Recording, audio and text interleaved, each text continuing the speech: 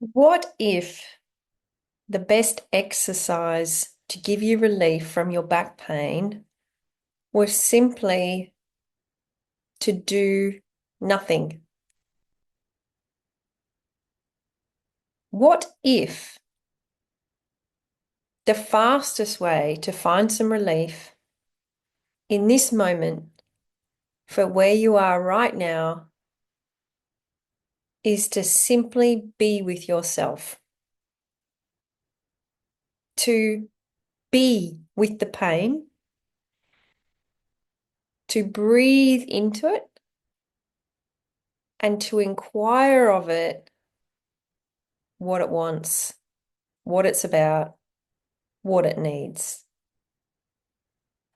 I see so many people thinking that they need to do more, they need to learn more, they need to do this workout, they need to do that stretch, they need to get stronger, they need to stretch more. They will honestly offer those beliefs when I ask them what's going to be required to get your back in better shape. And whilst I'm not saying any of that is incorrect, what I am proposing is that it can be easier than all that. Because remember, we're talking stubborn pain. We're not talking 6-week pain. We're talking stubborn pain. It's been there for many, many months.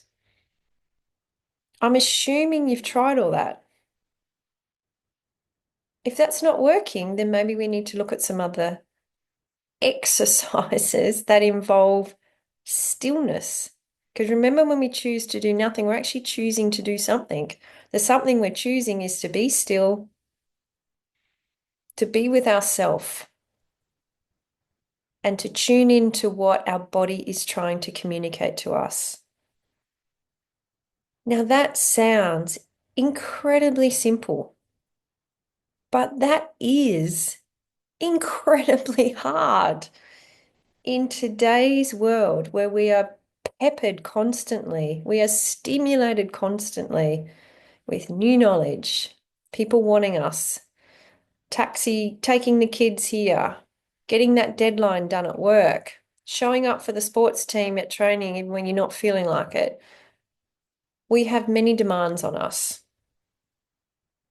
And often I think sometimes we need to start our journey by being still and by reconnecting with our own intelligence and by becoming curious about what this physical body of ours needs to tell us. And bodies do talk. They talk, but often the person within the body isn't listening. In fact, often the person within the body is the one that is pushing relentlessly, that is not honoring the signals the body is offering up, which pushes the body with its back to the wall. It knows you better than you know you, and it has to disable you because it knows you're not going to stop. It knows you're not going to make the moves you need to make unless it really escalates itself to grab your attention. And we are all guilty of that. So I guess this particular tip is about realizing that exercises for back pain relief don't have to be convoluted, intricate stretches, rolling around on the floor, sweating your guts out. Often, the simplest place to start is stillness and listening and breathing into the pain sensations and inquiring of them what they need. And then shutting up and then listening. And like I tell my clients, you may not get anything by posing that question, or you may get a thought and you're not convinced it's real. The only way you truly know if you're on the money is by how you feel.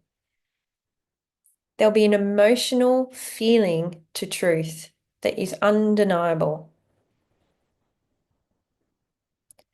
Then you need to action what you get, which is also hard because you may feel like you can't. You may feel like you have clarity now, but you still feel disabled and still feels like you cannot give yourself what your body's asking you to give yourself for all sorts of reasons. Might be financial, might be partners, it might be kids.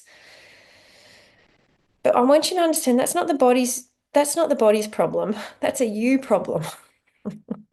The body's job is to communicate to us, and then our job is to listen, acknowledge, and act on its recommendations. And it's when we don't do that that our body escalates, as it needs to, as a protective mechanism for us.